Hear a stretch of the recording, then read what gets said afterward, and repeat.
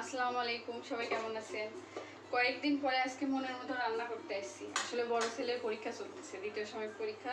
আর ওকে পড়াতে যেয়ে সময় পাই না, মানে কিভাবে যে কি দিন যাচ্ছে নিজেই বুঝতে পারছি না। আজকে এটা শুরু করব হাঁসের মাংস, অনেক মজার খাবার। আর এই যে আমার পছন্দের আলু পটল খোসা ভর্তা হবে।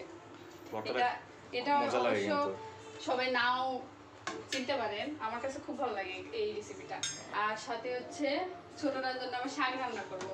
ওই আবার শাক খুব পছন্দ করে, লাল শাক। শাকগুলোতে ময়লা ছিল নাকি? না, এখনো ধুইনি, ধুয়ে পেঁয়াজ কেটে রাখছি, রান্না শুরু করে দিব।